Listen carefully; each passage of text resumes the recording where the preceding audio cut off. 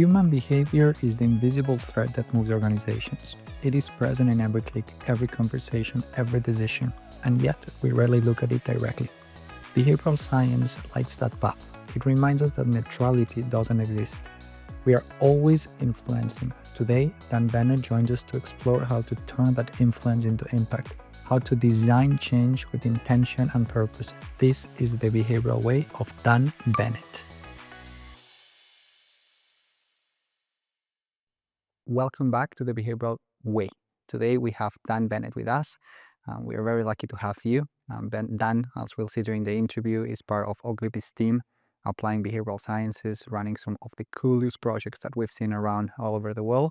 And honestly, we are really lucky to have him. He flew in from London, and it's a pleasure that you took the time, took a weekend off to be with us and to be here today. So thank you very much for coming, joining us, and sharing a bit about who you are and what you do professionally speaking at Ogilvy. Thank you very much for coming. Thank you for having me. It's very strange because you're also called Danny and you're a behavioral science leader. So I feel like I'm in a parallel universe where I'm kind of talking to my Spanish self. So this is quite exciting. Like maybe I'm based in Madrid, you're based in London. I like exactly, it. with the same person. Yeah. Yeah. It's type of a matrix. Dan, first of all, thank you very much for coming, for taking the time, for flying from London. You told us before that you don't like to travel on the day. There's a lot of commitments that you might have all over the world. So like you're used to it, right? So it's like it's better to come out there earlier, you get to sleep better, and then you're fresh for whatever the world throws at you, right? Yes, it throws something at me. Yeah. Let me start with a question that like we can take it very deep or not so much so, depending on what you feel comfortable sharing with us. But like there's a lot of people that might not know you. So how would you define yourself? Like who are you? Who am I? Who am I? So I'm you, English. I look after behavioral science at Ogilvy. So it's been my only job. So I was lucky enough to, I was studying psychology. In fact, initially I wanted to study philosophy and accidentally studied psychology, not knowing the difference between the two. So Is that real? that was when I was 16 choosing my A-level options. I didn't know the difference between the two. So luckily I chose psychology because Ogilvy doesn't have a philosophy department, and was doing my psychology degree, got to the end of it and realized that you can either go into forensic psychology, occupational psychology, HR, all those types of things. And I was like, I want to do something that's just really fun and interesting and not too heavy. And at the time I was watching Rory Sutherland's TED Talks. And so I reached out to him. And then I was the first psychologist to be hired at Ogilvy, if you like, into Rory's team that he set up. And then now I get to lead it, off the back of many great leaders before me. So so kind of living the dream, using behavioral science to crack kind of some of the stickiest challenges in business, public sector, private sector, all around the world. And it's really nice because it's kind of a benefit and a curse. We get the phone call when traditional means, the traditional toolkit hasn't solved a marketing problem, hasn't solved a business problem. That's when you'd employ us for some kind of creative problem solving along the way. That's great. So you went to uni, you studied psychology, you almost chose philosophy. Why did you become interested in this field? Like what called your attention when you were 16 and you were choosing your A-levels? I think we're all interested in psychology, just some of us choose to study it. Do you know, I think everybody's interested in human behavior at some degree. Everyone has kind of done something or has seen someone else done something and they think, why did that happen? And I think there's a great example in marketing, which is if you think for kind of 10 seconds about why somebody buys an iron, it's pretty boring. It would be a really rubbish conversation for you and I to have. If we thought for 2 hours why they bought that iron, that would be fascinating. If we really thought why was it that one, was it that shape? There's some great research that was done by Philips that found out that the pointier the iron is, the faster people think the ironing will take because it looks more streamlined like a racing car. And so obviously there is no wind resistance in the iron that would dictate how long the ironing process took, but that's how our brains compute things. So people look at a pointy iron and they go, wow, that'll halve the time I need to iron that, I'll buy that one. And no one would really think that. I think since I was younger, going into supermarkets and being told the stories of, supermarkets pump the smell of bread into supermarkets to get you to buy bread, and they put the bread at the back because it's a common aisle and to walk you through. I think all of those things kind of really I just thought were magical. And I think maybe when you were younger, you have some kind of desire to kind of have influence on the world in that way, and kind of, but to realize that the world that we see is not all there is, I think that's what I found fascinating. A bit like kind of the light spectrum. Do you know what I mean? We see green, we see brown, we see gray, but there's also ultraviolet and, you know, lots of different types of rays beyond that. And I think what psychology allows us to do is to just see so much more. Like, we go to a restaurant and we look at a menu and we go, aha, that stuff's in a box, it's ordered in a certain way, and you just see a world beyond the world. And I think that will be endlessly fascinating until the end of the career, really. That's cool. But like that, what you're talking about, obviously, there's a lot of psychology involved, but it's not only psychology, right? Like there's a lot of different fields that are interested in this type of problems or issues. Like, how do you work with like all those different fields, like anthropology, sociology, economics to a degree? Like, how do you put all of that together, like to solve these type of challenges? It's a really good point, because I think that behavioral science is a gas, not a solid. Do you know what I mean? It's kind of everything. And I would kind of think anything that's, I'm not too strict about labels. Like, if anything is, you know, an academic might think that behavioral science is just this and behavioral economics is just this. I think for business and for organizations and creative problem solving, it's really kind of human understanding, a rigorous understanding of human behavior in general. For me, it all kind of feeds into that. And I think the way that you work with many different disciplines is to simplify. And that's not to simplify, which is to kind of eradicate the insight from it. It's to simplify to make it accessible. So I would think that it's really important for lots of people to think like a behavioral scientist, but not necessarily have to be one. Like, we need behavioral scientists, but we also need people with kind of T-shaped skills. We need people that are good at behavioral science and product marketing, people who are good at behavioral science and creative thinking. I think that's when you get the magic, because when you try and have disciplines separate and different people, it's a difficult collaboration process. But when everybody understands each other a little bit, I think you can kind of get to some different magic, if you like. Huh. And we also have to make sure that we're not too pompous about our discipline, because obviously what we do together is really cool and really interesting and super smart. But I think in collaboration, we have to kind of be more humble and take a step back and share, and actually know that when we're cracking major problems, that we are one ingredient. I'll often say that kind of behavioral science is often the missing seat at the table, but it shouldn't be the only seat at the table. I don't think, or I can speak for me, can't solve problems by ourselves. We are so much stronger when we solve problems with the other disciplines. And I think that's the magic. So once we crack how to work horizontally, I think that's the magic. Okay, and that was the interview. Now we're just gonna nail down like on everything that he said and get bits and pieces. Like, I love it. So let's start from the very beginning, right? Kind of like you touch a tiny bit on what is behavioral sciences and how do you apply it. But if there's a client, like someone that's interested in behavioral sciences but has never had the chance like to get a formal introduction to what it is, how would you do it? Like, if you have like a 2 minute speech, like how would you talk to someone about what is it that you do and why is it important? Why should we care about behavioral sciences? I think it's one of those things, isn't it? You've got to get the balance between kind of entertainment and information, because I think you can't bore anybody into anything. But also, if you're 90% entertainment and 10% information, then also they've had a great time, but they don't know what to do with it. And the temptation with behavioral science is that, as you know, that people find it interesting, but they don't always find it useful. Like, they can be fascinated by it, can't they? But actually connecting the dots to how they do it in their job and how it's useful to them is the crack for me. So if I was to introduce it to someone, it would tend to start.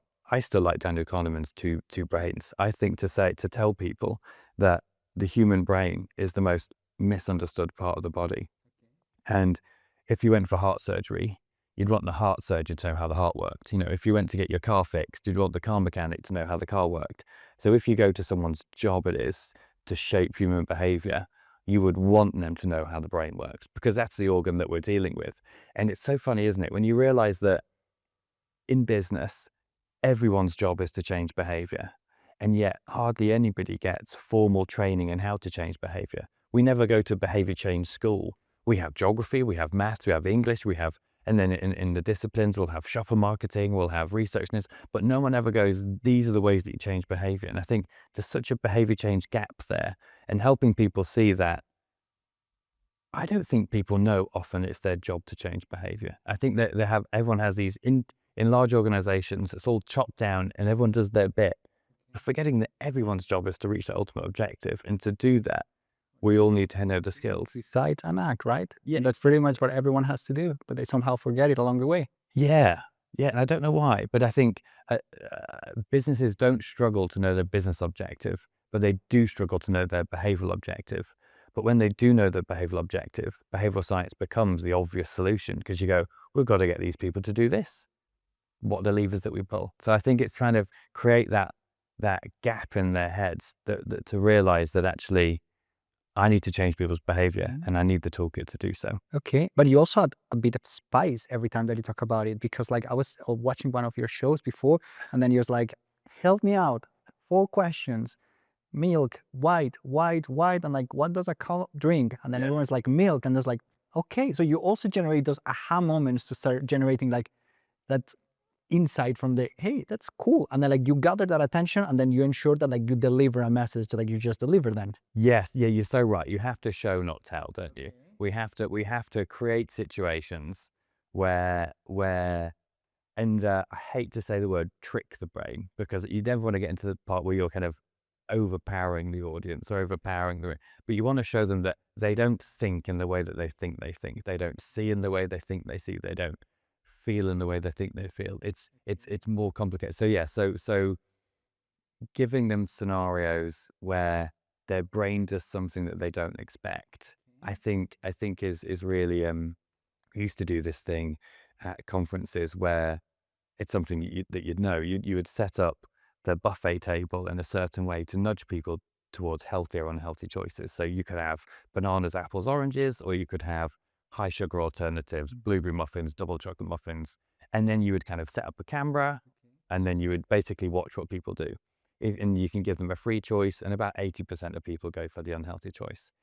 Or you can do 4 things, which is you use the middle option effect, and you kind of put the fruit in the middle and you put the unhealthy ones out to the side. You make it slightly easier to grab, and you raise up the fruit just by a couple of inches and leave the muffins on the table. You can use the TK Maxx effect, where you jumble up the items that you don't want people to pick, and you separate out the bananas from the apples from the oranges, so it's easier for them to pick up. And then finally, you can put a giant mirror behind the table, because we self-reflect in the moment and we do the thing that we think we should do.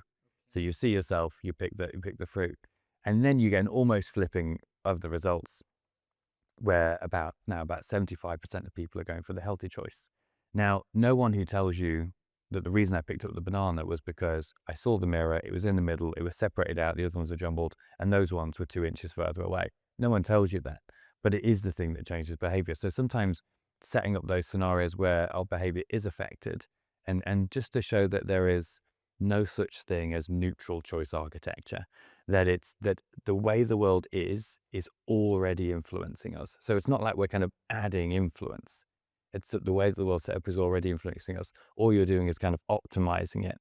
I love that concept. So you would say that there's no neutral architecture. So like the way everything is designed everywhere in the world, not just you to a certain decision. So everything that you do is like understand whether that decision is optimal for the person, and then somehow modify either the context, the motivation, generate triggers to modify all of that.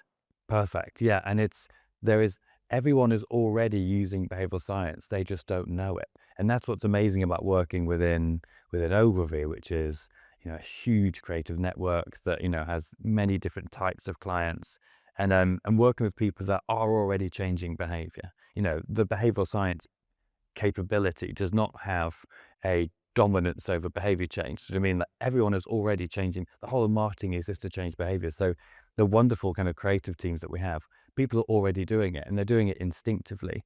And what behavioral science comes along and does is joins the room and says, did you know that you're thinking about this in behavioral science terms already? And if we have language for it, we can do more of it more purposely. And we go from what you might call support to illumination, because often people use behavioral science like a drunk uses a lamppost for support, not illumination. I borrowed that from someone else. Um, and um, and I think it's kind of a good way to start, but it's not the full potential of behavioral science.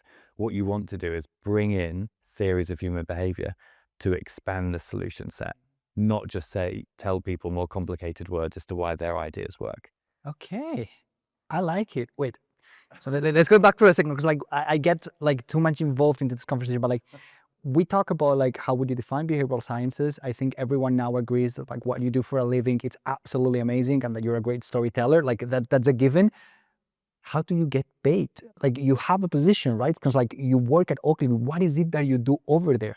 Yeah, so I'm a leader within the consulting team, Okay. and so we have 5 businesses at Ogilvy.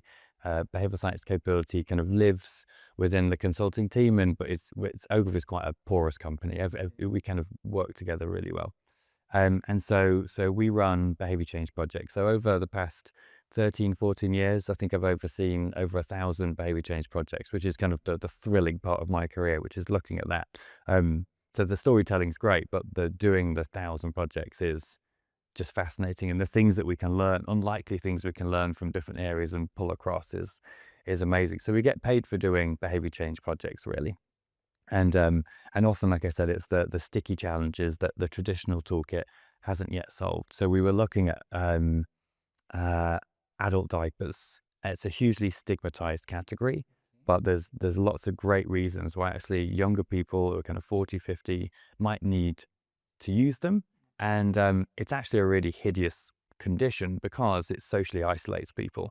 Because if people don't kind of treat with things like adult diapers, then they tend to just go out less and they tend to become more lonely and they tend to solve problems by themselves. So what you want to do is kind of restore people so they can go about their lives and have a normal life, really. But the problem is the stigma. And the problem is that no one in the adult diaper category has solved for that yet. So what most brands do, which is kind of best practice, which is catching up to everybody else, isn't good enough. What we need is discovered practice. We need to be able to solve for that stigma. So if no one in that category solved for the stigma, if we think like a behavioral scientist, we go, well, who has solved for stigma? Who has managed to understand how to get over those psychological mechanisms? So we take the psychological barrier and then go to other categories. And so we would look at things like, we looked at things like porn websites Okay. for membership, and looked at what are the techniques that they use. It's a bit of a stigmatized category. What are the techniques that they use to help you not feel as stigmatized about paying a monthly fee? We had someone look into the Scientology sign-up process. It's a stigmatized religion. What are the techniques that they use along the way to make you feel normal and to make it feel the right thing to do? And it might sound crazy, but you can borrow laterally those techniques for overcoming stigma and then come up with new ideas within adult diapers that no one's ever had because no one's ever looked at Pornhub and Scientology to get there. Those And were not my sources of information. Definitely not like on my top list. it was the oddest expense sheet the team has ever filled out. But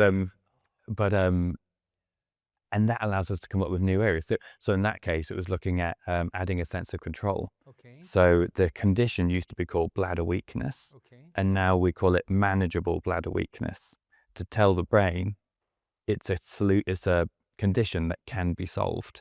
So you feel more in control of it, and so you're more likely to engage in the category, and it tests really well. So it's ideas you wouldn't come to without looking at other categories rooted in behavioral science. That's so cool. But like, okay, you told us that there's 1,000 projects that you've been involved with. Like you told us that you started working at Ogilvy right out of uni. You were the first person working under Rory. There's 1,000 projects that you've overseen so far, but I can imagine that you were not leading the unit when you started, right? So like, tell us a bit about like your career path. What has happened over the last 12, 13 years professionally for Dan Bennett? I've been very lucky actually to work with some amazing leaders, and I think so. We started off with Jez Groom, we have Rich Chataway, we've had Sam Tatum, like all incredible people that have kind of taken the practice to new lights. And the trick to being, I think, a great applied behavioral scientist is to have long arms. You need to be able to, and I think all of those leaders have been able to speak and recognize the value of academic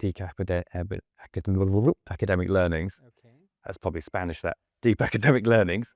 And then, but also know how to create a business within a business and how to service clients. Okay. Because often people tend to fall in one or two camps. They can be kind of great at the behavioral science, but not very good at the business, or they can be very good at the business and kind of faking the behavioral science a little bit. And I think the magic is to try and span both worlds Okay. and find that intersection, if you like. So I think that's what I've been learning off them, I think, throughout my career, which is how to be good at two things. Okay. You know, because it's kind of hard to be, as Rory would say, it's hard to be the best behavioral scientist on the planet. It's hard to be the best business person on the planet. But can you do pretty well by forming two worlds together? Probably, yeah. That's great, but that's a really hard skill. And I think like for anyone that has been involved in behavioral sciences, just defining what behavioral science is tricky in itself, right? Like if you have to define it, then you have to sell it, then you have to apply it, and then you have to show that you've had an impact in a business somehow. That all is like there's a lot of on the one end what you sell like science itself, like data, behavioral sciences, and on the other end is like how do I translate all of that into business? For you, like, is there any tips and tricks that you have whenever you have to do that? Like, how do you do it, right? Because like your training is a psychologist, like unless like you were like this when you were 18 or 21, you had to learn that, right? So like, what did you learn? And like, is there anything that you could share with us about how you do that and how do you go about it? Like, I have a big presentation. What do I do? How do I go about it?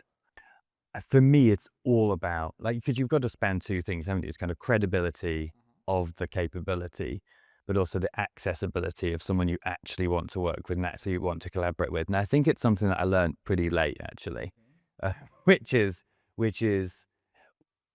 when you're a new team within an organization, if you have about 6 people, that's not great, because those people, and you do have to incubate the capability, but those people tend to look inwards towards each other. They go to lunch together and they find their status and their happiness within each other. What you really want is to create behavioral scientists or applied behavioral scientists that want to go outwards within the organization and outwards to the world, and want to figure out not how to tell people how brilliant their capability is, but who are hungry to learn about how other people do things and impart their knowledge. So you think what you really want is like hyper curious people that can connect horizontally with other disciplines and make people feel good about what they're doing already, and learn in return. So I don't know what a particular kind of hack or trick would be, but I think it's about really just having a thirst for understanding other people's worlds. The problem is you spend years understanding behavioral science, and then you have to spend the rest of your career learning everything else. But because behavioral science is a gas, not a solid, you kind of have to do that, because you don't want an isolationist behavioral science capability. You want it to be porous.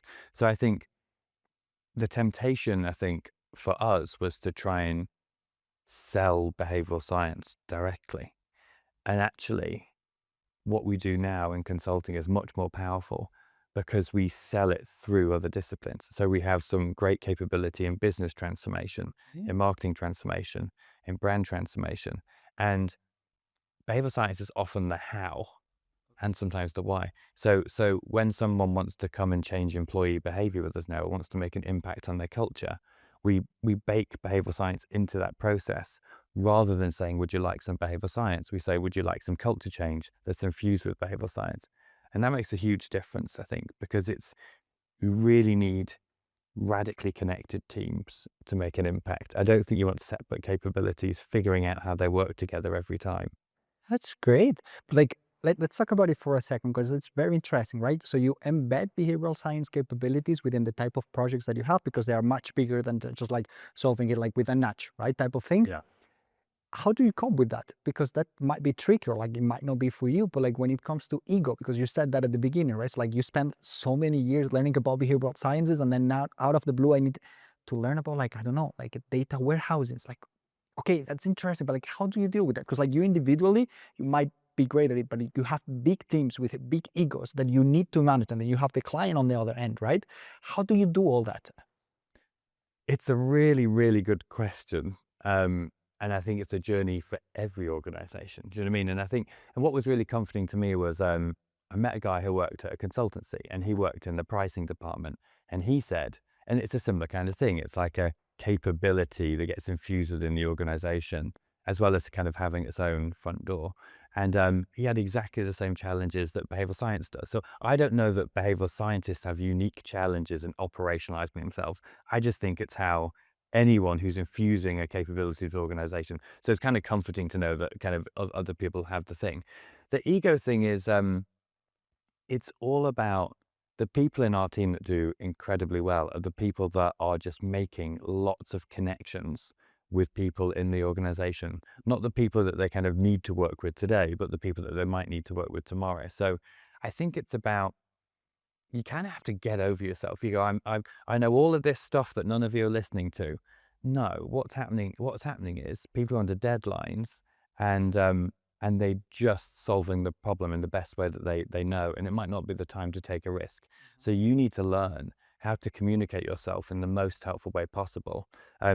It's so tempting to go, well, okay, I mean, we both know, don't we? And so with the world, that we should always start with behavioral science because it will crack the problem open, it will open the solution space, will overcome false assumptions at the beginning.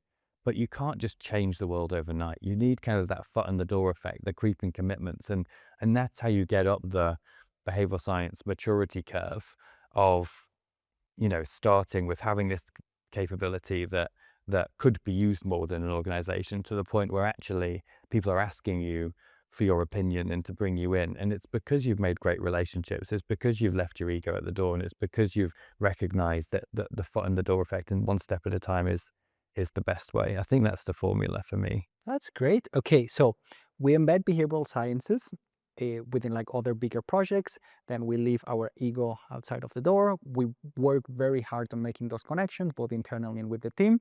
And that's the way that we start a single project, and then we have a huge impact, right? However, I imagine that it's not a one-off, right? What you want to build is like a relationship with the client, so you can keep embedding behavioral science, because as you well said at the beginning, behavioral science is probably what should be tops on the on companies' priorities. So how do you continue that journey? Like, what do you do? Like, how would you infuse behavioral sciences not only on the project, but on the whole culture? The culture thing is interesting, and I think there isn't a one answer because companies are radically different. Do you know what I mean? Like every whether it's a global org, it's where's the power in the company is always the question that kind of everybody instinctively knows and gossips about, but never really says. Do you know what I mean? And so, but there are some times when organizations we work with, they know that nothing's going to happen unless these people agree, and nothing's going to happen unless those people think those people agree. So I think it's about understanding where the power is within an organization. And then again, like, I don't think that you change the temperature of the ocean overnight. I think you do it kind of 1 degree at a time. And so you kind of pick a department. You create kind of herd effects within organizations. You pick a department. You need to get to 3 key proof points that it's worked within the organization. So during lockdown, I made a quick podcast. Probably I was just lonely. So I decided to connect with 20 other leaders of behavioral science across the world, and asked them what was the kind of the key to success. It was kind of client side and agency consultancy side. In both sides, it was getting to 3 case studies with measurable results that it worked within that organization. For some reason, people don't believe that because it worked in our closest competitor, it's going to work here. So it's just a theory. And I think it's kind of true, because to us, kind of bringing behavioral science to an organization, it's quite normal. And you're like, well, it's obvious. Why aren't you doing it? But like, if someone came to me and said, at a discipline level, geography, if someone said to me, I've got some geography skills that I think are going to help you sell more, I'd be like, that sounds very interesting, but I don't think it sounds very useful. Thank you. So I think it takes time. So you need the proof points within the organization. And I think you start with some departments, and you go round and you go round, and you manage the expectations, and you replay back. So I think one thing that Ogilvy is amazing at is capturing, and which you clearly are too, capturing things in really compelling ways and playing it back. Like, I don't think kind of results are enough sometimes. Like, I think results convince the head, and they can be great for that defensive decision making. It's great in an insurance product for making a decision, but like, Chasing the permit, but not with the heads, right? but you need, yeah, you need the heart, right? You need videos, people's feedback, playback to capture the heart, and you need to figure out kind of, it's just using behavioral science on the process. You need to figure out who can give us some authority, who's going to create the social norm, who's going to make this concrete, not abstract, who's going to make it feel like it's beneficial in the present, not the future. I mean, future's good, but we're all hardwired for the present, aren't we? So it needs to look like it's going to make a difference now. So yeah, so I think it's using behavioral science on the process to sell in behavioral science. Yes, I like it. So generate use cases and then start like spreading the wall and like we like to say evangelizing like the company about behavioral sciences. And from that point onwards, like how do you keep moving internally? Is it like the path of least resistance? Is there like a strategy that you follow? Like, hey, we'd like to start like with digital, we like to start with product, like, or actually like human resources is great for us because like we have like some projects that like we can pull over and like they love the conversation, or like it changes on a company by company basis. It kind of depends on where the appetite came from originally. I kind of wish there was that formula. That would make our jobs a lot easier, wouldn't it? But yeah. So if you really want to start by getting to those kind of 3 quantified case studies, Okay. and for that, you want to get to them with a short period of time, which means making sure that we're testing things that already have testing methodology set up. So you want to make sure you're plugging an intervention or an idea into a part of the business that is already measuring. Else you've also got to invent the measurement metrics, and that will take months and months and months. So you want to find some easy places to get some quick wins, and that often means places that's already been measured. So you lean into digital, I think. Okay. At the same time, sometimes a company is just ready. It might be quite stagnant in its innovation, and there might be people in the organization that are really trying to be innovative, but they just don't have the culture to get there. And so often, someone senior in the organization who sees the light then might send down the need to do some capability building training, which wouldn't then require those 3 proof points first. Okay. So it kind of depends. It's a bit like, I always think, like when you're making a spaghetti bolognese. Is that a very good Spanish example? I don't know. Italian. Yeah, it's Italian. I know. Tortilla de patatas, if you want to. You have scrambled eggs and potatoes, like that tortilla. Right? Yeah. That's a good analogy here. I think that's okay. Let's do that one. And you kind of make it, and then you have a little taste to see if it needs a bit more. You got to see what's missing, and then add the thing that you need, rather than just follow a basic recipe. I think there's nothing like following momentum within an organization. Like, I think that would be, if we're talking about science versus instinct. I think following momentum within an organization and making sure that we're getting. This is the best thing about AI, which is you can kind of. It's a microwave now. Do you know what I mean? Like, you can get things so fast, and it might not be as good all the time, but you can get things faster. So you can create momentum faster within an organization. And I think when you see it, when you see the opportunities, it's about following that than it is really having I haven't found that we have like a blueprint that like creates client entrenchment. It's more kind of just figuring out. So that's why they need you, right? It's a human discipline. Yeah. Right, Yeah. that's great. And you were telling us that like you need to start with those 3 cases. You've overseen like over 1,000 projects. You told us a tiny bit about one of those. Would you mind sharing with us like something else that you've learned that has surprised you applying behavioral sciences that you thought that it was really cool for whatever reason? This is an interesting one. So we worked with Adobe, Okay. and we were looking at their call center's retention capability. So people who have the Creative Cloud would ring up and they'd say, I want to cancel. And then there'd be a bit of a script, not a script, but a call guide that they would go through, and then they would save. The company makes money, and the individual would make money if they save them. Okay. So you would think incentives are quite aligned in that sense. I would walk home with more money. And this is in Noida, just outside of New Delhi in India. And so incentives are there to follow the behavior, you would think, as a behavioral scientist. So as you would expect, we do some call listening, we find out what's been said, what nudges are used already. We then do some data analysis, and we see what the hotspots are, if there's any other trends we can look at. And we basically get to a place where we're doing an experiment where we're having different groups of call center agents using different behavioral science techniques. And the one that was most successful was using like a positive prime. So when they rang up, you would say, why were you looking to join in the first place, rather than why would you look to cancel? Because why you look to cancel, you would know that's great from a marketing perspective because it tells the marketing people what's wrong with the product and they can reformulate that. But it's terrible from a call center retention perspective because you're going, why do you want to leave again? And you've got them to rehearse all of those reasons. It's then very hard to save that person because they've just stated those reasons. If you can remind people and balance it out in their head and say, what were you looking to achieve in the first place? The agent can then help them achieve that goal and be more likely to stay. It had a huge increase in the retention rate, millions of dollars, all that kind of thing. So after doing that test, you would think, okay, now we're in a good place. It's just going to carry on.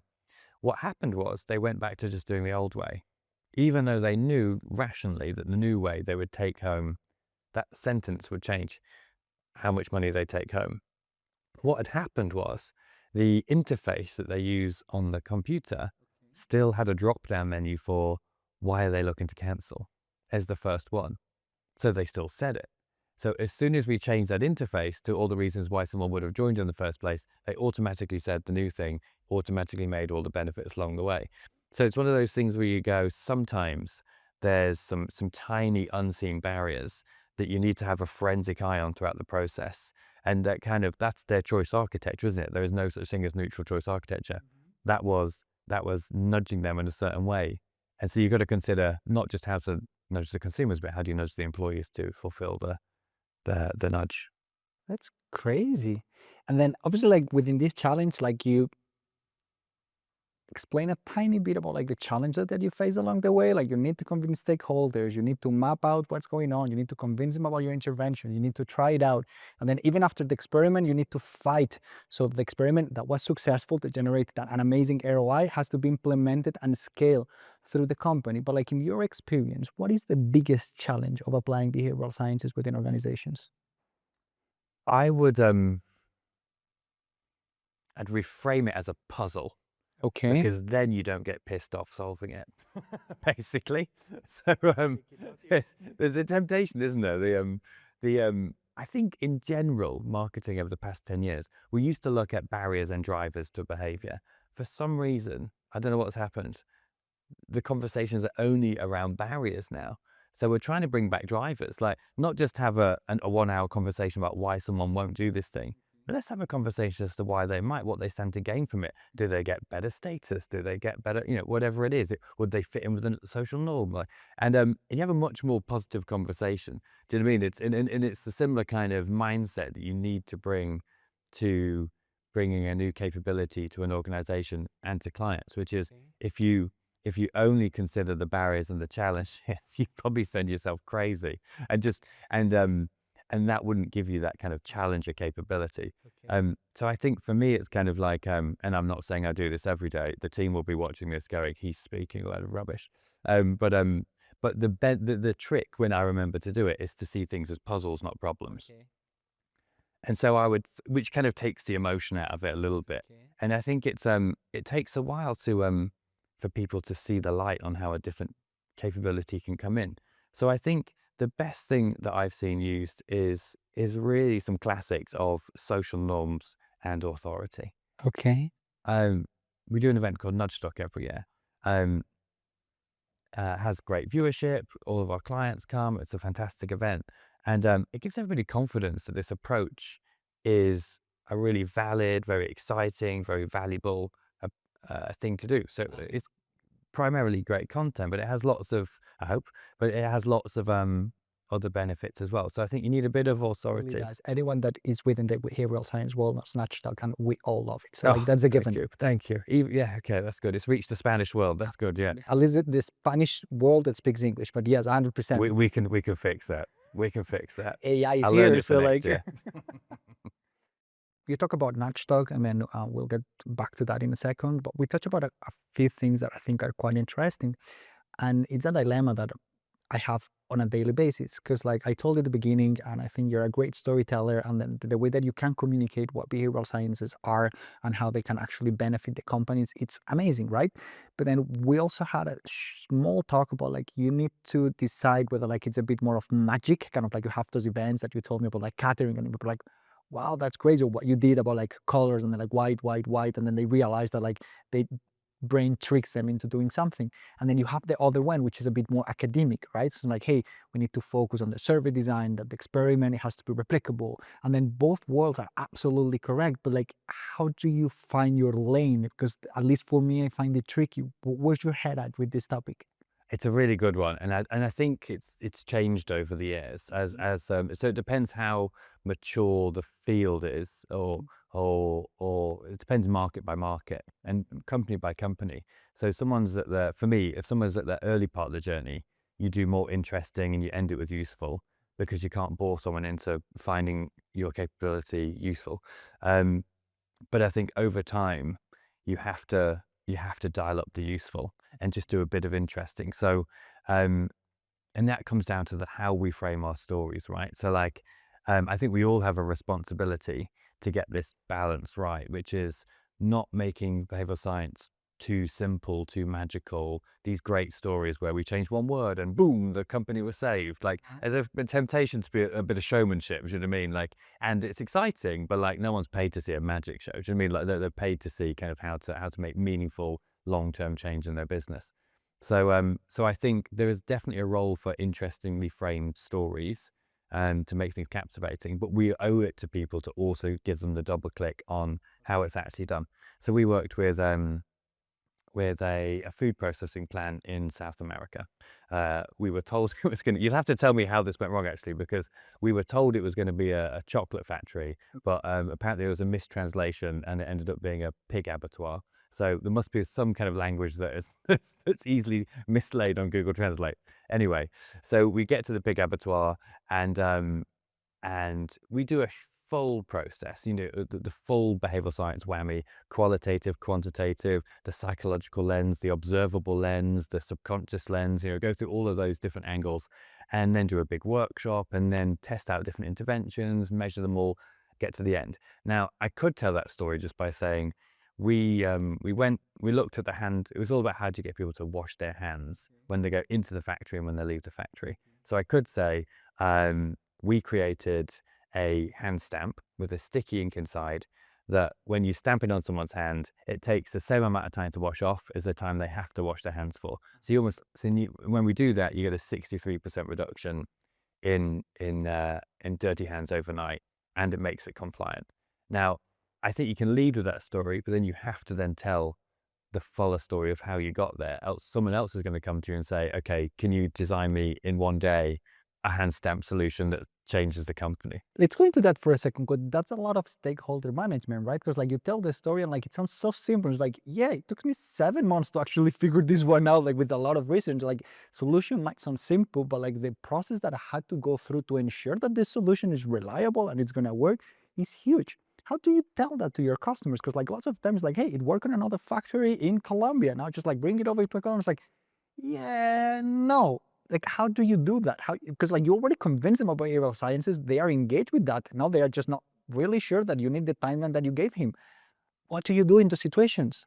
It's all about explaining the nuances, I think. So I think it's about making sure that when you tell the story about this hand stamp, which does lead to the reduction of dirty hands, that perhaps it works for these 5 psychological reasons. Okay. And those 5 psychological reasons are antidotes to the specific context that you have. Okay. So I think it's making people sure that understand that interventions are often baked to the context.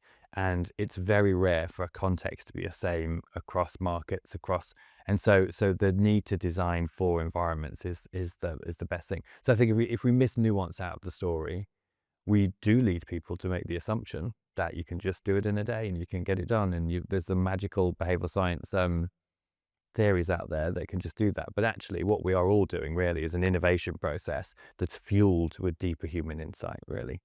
That's great. And Dan, I have to be honest, like, I could be talking about this for hours. Like, I love what I do. I'm not gonna lie, sometimes I have to lie about what I do for a living. Because otherwise it's work nonstop, right? Because like everyone, as you said at the beginning, everyone is interested about human psychology, and turns out I'm a psychologist and I do this for a living, and I have a lot of really interesting stuff. Do you ever have to lie what do you do for a living? The only thing that happens is when I take taxis in London and I say I'm a psychologist, they don't let me finish because they don't let you finish. And then they just start telling you all their problems. But you find out some really interesting things. So, sometimes you make a meaningful difference. That's good. Sometimes I have to switch up and I just lie, and I was like, Yeah. I'm an accountant. Yes, yes, and that's about it. Yeah, sorry, my bad. But like, I could be talking about this for days. But like you said something before, and I think, and I mean it. Like, Nudgestock is probably one of the biggest events that we have within the behavioral science community. You have great speakers, topics are amazing. It's not only behavioral science, it's like things that touch on human behavior, on like human emotions. And it's great because like it opens up the field to like different type of companies and professionals. So it has done a lot of great stuff for the behavioral science community, not only Ogilvy, but the community itself, right? So why don't you tell us a bit more about like Nudgestock? Like, what is it, like, for anyone that has not seen it, which I honestly think that it's weird, but like, what is it, and kind of like how do you work, and what's your role within the Nudgestock organization? It's a privilege, and we've always wanted it to support a community that kind of grows the overall pie. And it's essentially a day to think differently because there's many different ways of using behavioral science. At Ogilvy, it's about bringing a new lens, many new lenses, to help people think differently about the problems that they're solving. So what we want the day to be is a great example of that. It's an example of, so this year's theme was all about power, because how often do we have conversations about power? We don't, right? It controls everything that we do, but we don't have enough conversations about it. Like, so at Nudgestock we would have it's a long arms event. So we would have on the one hand evolutionary biologists, like deep academics. So Professor Katie Slocum, she spends half a year with chimpanzees in the jungle and half a year with humans, and she understands power dynamics like nobody else does. Do you know what I mean? Because she's there watching it all happen and kind of looking at how we've evolved. We'll have Professor Katie Slocum next to Maz Farley, who's a legendary TV producer. She's done X Factor, Big Brother, Celebrity Apprentice. She's had shows that have been watched by over 8 billion people. Like, she knows how to pull the puppet strings, if you like. And then we'll have her alongside Roger L. Martin, who's one of the most incredible business thinkers, if you like, talking about why innovation fails in organizations, all to do with where power sits and how we approach it, and why we're often on the defensive when we're bringing innovation into organizations rather than on the offensive, and how that's helpful. So the day is there to show us that there are many different angles into it and interesting topics to get us to think differently. And we also showcase kind of loads of work that we do in applied behavioral science. And one thing that we've learned to do, I think, is to present our case studies as quizzes. Okay. So to show people that they have a hindsight bias. So if you say to someone, so we did an example with KFC, and we optimized, like a good behavioral scientist, we optimized the offer message of $1 chips. So we'd have social norms. Everyone loves these chips. We'd have loss aversion, don't miss out on the chips, and all that kind of thing. And then we had one at the end, which was around anchoring, which was maximum 4 per person. All the classic stuff. And now if we say to an audience, by the way, we worked with KFC, we said maximum 4 per person on the offer, and it had a significant increase in chip sales. Everyone goes, oh, that's nice. And I kind of thought that was going to be the case anyway. If you show them 5 and you say, before I tell you the answer, I want you to raise your hands. Was it 1? Was it 2? Was it 3? Was it 4? Was it 5? Guesses randomly across the board. And it's kind of different every time we do it for some reason. Guessing randomly across the board. And then you show people the answer. And then people go, aha, behavioral science is telling me an unknown, not just a known. And I think as soon as we learn how to present in Nudgestock cases like that, you get a lot more aha moments. And I think the day is there to help. We got the jaw drop and we got the penny drop, and you kind of want a bit of both. That's great. And obviously, like, it's an event that has been running for, I don't know, 10, 13, yeah. 13 years already. That's crazy. For someone that has not seen Nudgestock, and I honestly would think that that's weird. Um, from last year, for example, what was your aha moment? Like, what was it that, like, a major, like, either from last year or from like a couple of years, something that has happened during Nudgestock that you were like, That's an interesting take on something, or like that's something that I was not expecting. Really, this year was Professor Katie Slocum. So she talks about kind of like in the chimp world, there is an alpha chimp. Do you know what I mean? And they all do behaviors. They'll do like submissive grunts up to the main one. You kind of know who the alpha chimp is. And what tends to happen is the alpha chimp, through certain behaviors, they kind of do dominance displays and smash around, a bit like people do, and and the alpha chimp gets to the top. Now, if the alpha chimp gets sick, falls off the tree, then we rehost and we get a new alpha chimp. Unless the alpha chimp has invested in the relationships with those people below them, then in that situation, all the other monkeys will get together and they'll help the alpha chimp remain in place. And so it's a real great lesson, which is about long-term investment in relationships, so you don't lose your power as much. And we just don't talk about power enough. And the other one we did this year, which was really kind of new and fun on that kind of was we opened the show because we're a creative organization. We have to do something creative. You know, you can't just do a regular conference. So we opened the show by picking a member of the audience out of the crowd. So it's 500 people in the room. We bring one person up, and then we basically say we're going to make them powerful for the day, and we're going to turn them famous. And so we have a 3-part process of how to make you famous. We make them, we put them on the front page of a magazine. We get them to say controversial things. We bring out a merchandise line. And so we've got basically a team using AI and everything, mocking all this stuff up as we go and kind of showing how he can kind of make, create really, really quickly.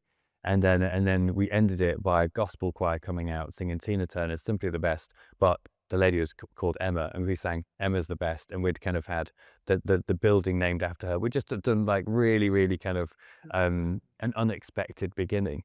And then after that, kind of everybody is kind of really in the day and kind of we've grabbed their attention because we haven't followed the schema of someone comes on and says hello and welcome, and then someone says it. So just trying to really break the expected. And then next year we'll have even more of that kind of surprises to deliver a day that helps you think differently, really. That's so cool. We'll send you this clip so you can announce it like this, because like it sounds great. So then we talk about who you are, your background in psychology, how you started at Ogilvy, how you lead the practice, like the type of projects that you run, the challenges, the tips and tricks that you have learned over the years about like how to lead behavioral sciences.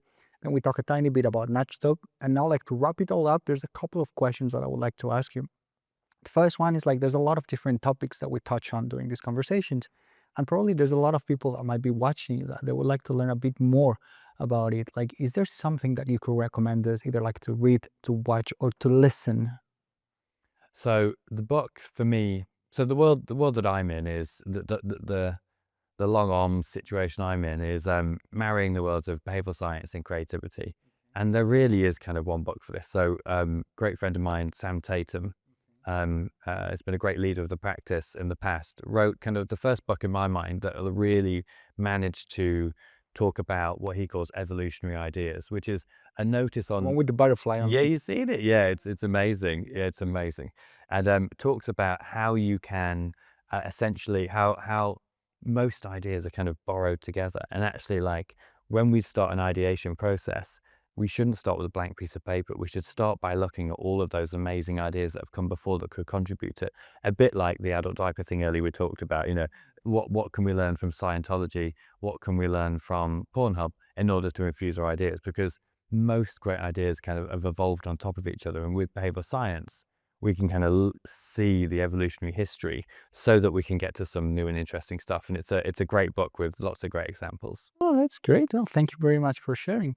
And from my end, I don't know if you ever have this situation, but where you reflect a tiny bit on your career, and like we were talking that you were lucky to land where you landed, and like you've developed an amazing career at Ogilvy. There might be some people that are interested in like certain things that you talk about. Obviously, they can learn more about it, but like, are there any tips that you would have to someone that is interested into like getting into the behavioral science world, or like they would like to start applying it into their own company? What is it that you would suggest? Kind of like your 3 to 5 tips on hey, this is what you should be doing, at least in my experience and in my opinion. Yeah, I mean, it's unhelpful to say get lucky, but that is half of it, isn't it? But I think getting yourself into situations like meet as many people as you can. Like we're very lucky, we were saying earlier, very lucky that in the behavioral science community, most people will have 5 minutes for you if they want to. Do you know what I mean? Most people will respond to a question that you send them on LinkedIn. So I think connect widely. It's a very interesting, very generous community, and I think we're all lucky to have that really. And the second bit is you do need to know your behavioral science, I think. So I think it's like read obsessively in that world, watch, listen, however you get your information, kind of get deep in that. But also don't stop there. Learn about as many fields as you can, because you will, when it comes to creative problem solving, you'll learn as much from behavioral science as you will from the worlds of photography, as you will from the worlds of TV production, as you will from. So I think it's be as kind of have a deep specialism in behavioral science, but then have a great curiosity horizontally, so you can knit them all things together. Because you'll be the most useful person in the room if you have unique knowledge, not the knowledge that everyone else has. So when you think about, I'm going up against all these people with behavioral science master's degrees, you're kind of all equal then, aren't you? So you've got to think about what's your differentiating factor, and often that is kind of horizontal insights. And I think so. And I would encourage everyone. Sometimes people say, do I need to go and do a PhD in order to get a job in the team and all that kind of thing? I would say that there are jobs in behavioral science and they're amazing. We're lucky to have them. But there's also loads of jobs where you can influence people out there, where you can bring behavioral science to it. So, and you can, I would try and not learn the principles of behavioral science, but how to think like a behavioral scientist, because that's the active skill.